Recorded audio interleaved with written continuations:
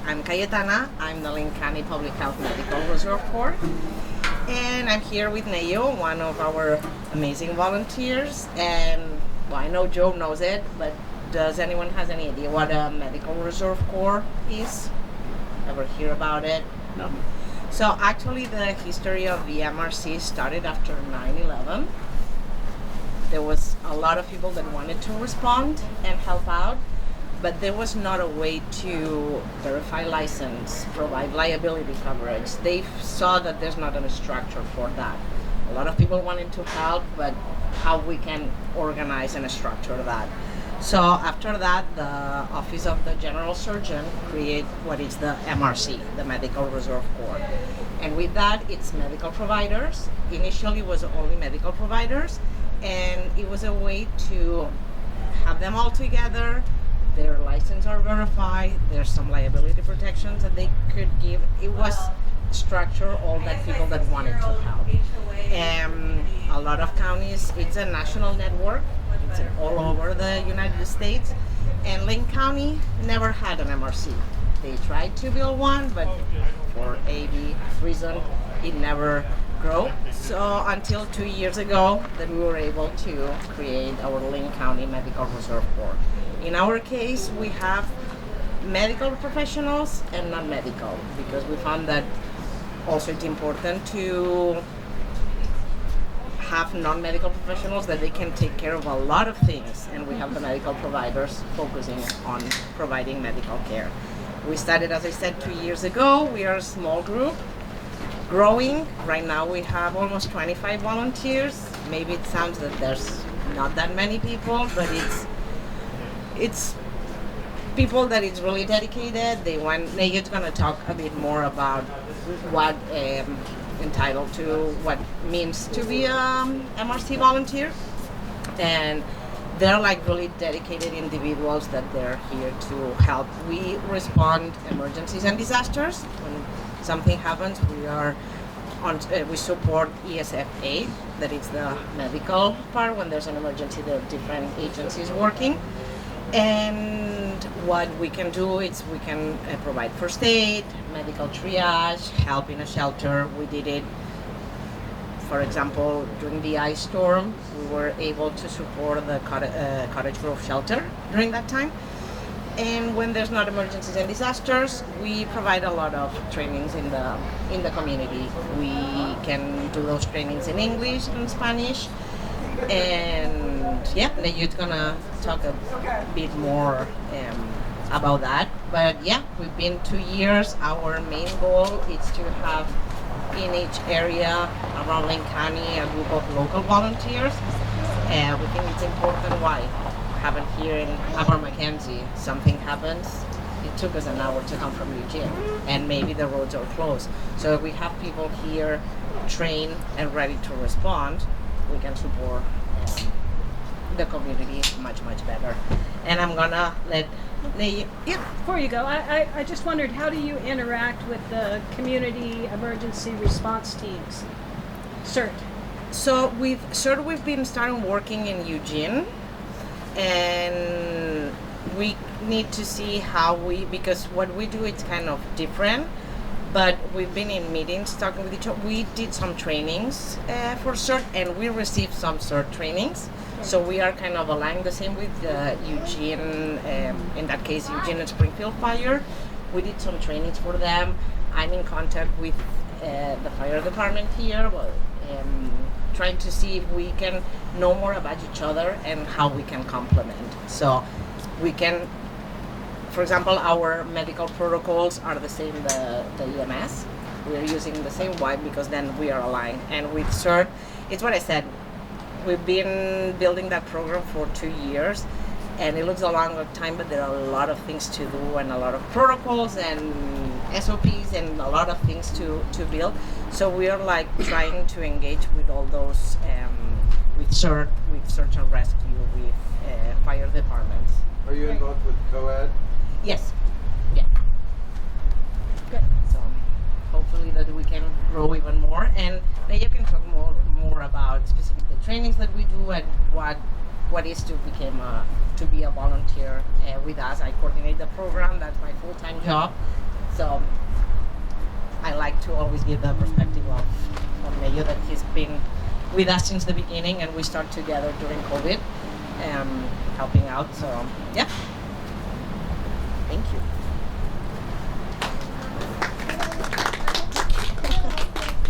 Thank you.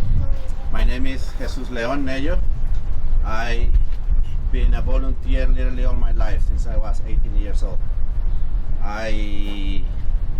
My minor is in high altitude mountain rescue, so I started volunteering for a mountain rescue, and I became like a high altitude mountain rescue EMT, and I volunteered for a long time, then moved to the States, and I was wondering what to do.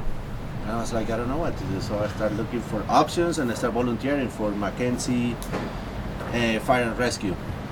I did volunteer with them for about 8 years, and I became a paramedic. I have my associate degree as a paramedic.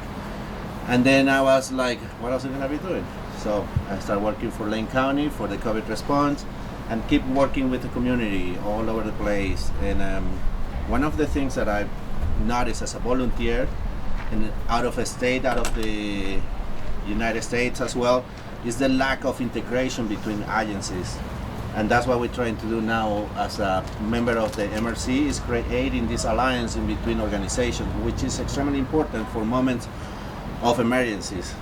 In 2020, when we have the Holiday Farm fire, we were able to respond, and we were here for like about 12 days from the beginning until we have the enough people to cover for us. So they took over, and we just left. But it's extremely important to remember, having something like it happens in emergencies here, everywhere else, Katrina, 9/11, earthquakes in Mexico City, landslides in Central South America. It's all over the place. The same history is exactly the same. For the first few years, everybody kind of get together and responding and having all these events, and slowly, since no more emergency happened, people start forgetting about that. And that's what I call, we need to have this event. Thank you so much for putting it together, because we need a historical memory. Remember what happened and why we're here together today. And it's extremely important as a community, as not only community, but those moments when everything is like chaos and devastation. We have this group of people who can support us, and we can support each other in the best way possible. So that's what we do. That's what I do it. That's what I'm a volunteer, because my community is my responsibility. I'm a part of this community. I identify myself as an Oregonian, and I love my community. I love my rivers. And this is beautiful. So what is the best way to give back if not doing what we're doing? So thank you so much to all of you for doing what you're doing as well. And without you, I don't think we will be able to respond and help people the way that we do today. So as a volunteer for the MRC, at the beginning I was like, I need more action. Coming from a high altitude mountain rescue, dropping from a helicopter, and then responding to earthquakes and stuff like that. I was like, then Mackenzie Fire, all these skills, and this, what I'm doing. We don't have an helicopter, unfortunately. We don't have Need better toys, apparently. Yes, and but now I know what we're doing, and what we're doing is education. It's extremely important. Is one of the most essential part of all this is prevent through education. You can save life with that, and even if you do one time, that can pay for years and years of training, because one life is invaluable. So now I understand my part and my role is educate. Prevention equal to education, and we spend a lot of money on rebuilding, but not on education or educating. We're trying to change that through, or at least me, I thinking that I'm doing changes in that way, doing all this stuff, doing trainings, going to the community, speaking Spanish or English, teaching the little ones to the oldest one. It's even like how to call 911. Simple things like that. Or when to call 911. Or why I'm gonna call the fire department. Do I know how far away the fire department is from my house, from the school, from my work? all those things. So we're trying to do that as a MRC, and that's the important part, not just having medical responders, because you're not going to need a doctor in any moment on time of an emergency, but we need people who can, like ants, building together a nest and growing from there. We need that in an emergency, and not everybody can have hands-on a patient. It's important, but it's way more important to put all the needs together, the shelters, the bathroom, showers, the kitchen going, because that is the way that we need to. We work as a team all together. All the pieces are extremely important, and that's what I'm understanding now. In the MRC, we teach some classes. It is CPR. It's extremely important, hands-only CPR, and we do stop the bleeding. We do emergency preparedness as well, and we are trying to create the connections with other agencies, Upper Mackenzie, and some other search and rescue, fire departments, etc. So we are connected with all of them. We now know each other, and now we know that we can respond together because we have same protocols. We see our faces not only in the emergency moment, but as well during training, which is extremely important. We train the way that we're gonna go out and do our activities. Otherwise, it's not gonna work, and that's how we will do, with passion, love, questions, and that's why I love to work with Kaya too. She is a lot of have that passion and that connection with community as well. She's always looking for more training, and now, after all these years and excitements, I know that this is one of the most important parts: education and prevention, more than repent, because we know now. This community knows what it's mean too, which is extremely valuable. So, as a volunteer for MRC, I think it's extremely valuable, not only for me as a father, as a member of my community, but as well as a member of something else bigger, which is a moment of tragedy and response. That is invaluable for me. So that's what MRC can provide as well to you: an opportunity, a commitment that is not crazy every week for 24 hours. No, it's a little bit less than that, but still, it's a lot of responsibility, accountability, showing up, volunteer to do these jobs, helping, assisting, knowing all of you, knowing that there's more people like me is motivate me to continue to do this job. So thank you so much to all of you as well, because without you, I don't think that this could be possible. So doesn't matter if today we don't have too much people here, it doesn't matter. We know we're doing right, and we know this is working because we are here, and we are here for them when they need us. And the commitment for the MRC is once a month. It's not too much, and like Kaya mentioned, the idea is to create these alliance or groups in each community to know each other and have a faster response in a moment of emergency.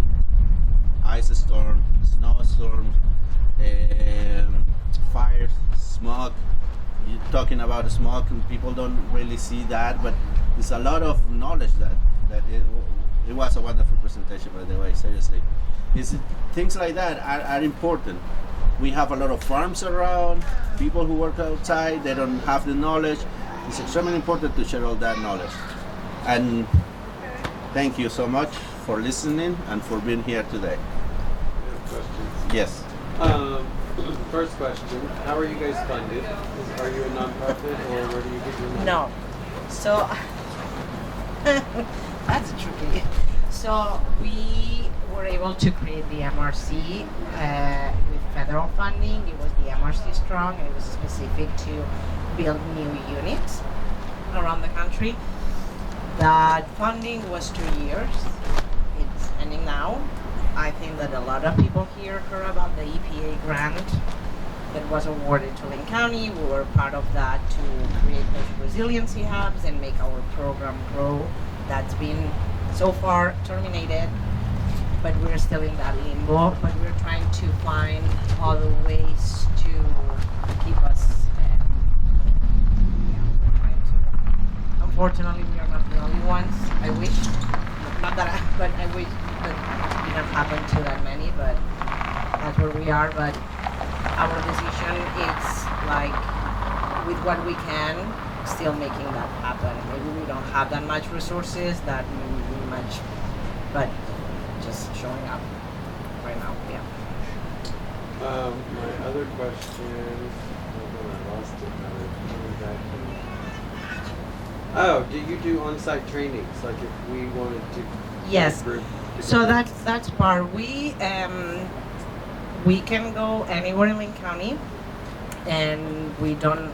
Some people say, oh, we need a minimum of 10 people to do a training. We don't require that, and we go anywhere. If you have a space, and tell us what you need. Is there a fee for training? No.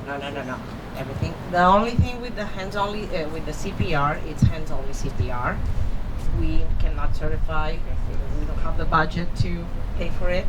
But we're part of the Heart Safe community, and that's part of Peace Health, the Eugene Springfield Fire. It's growing all over Oregon.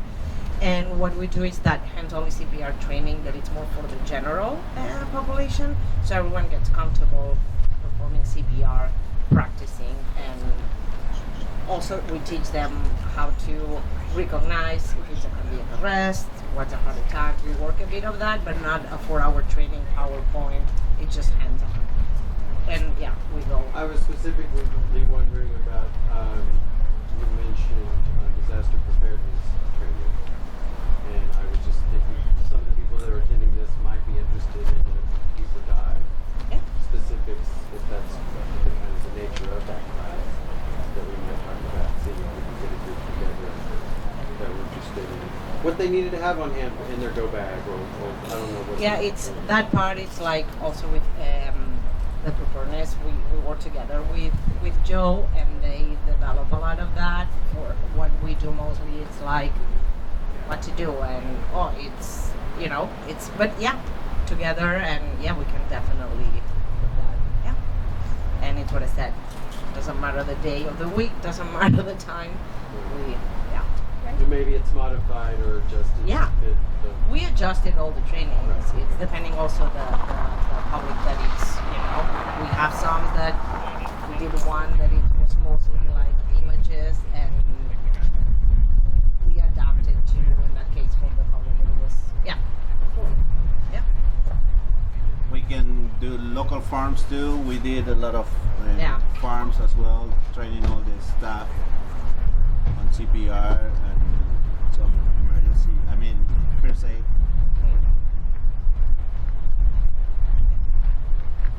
Thank you so much.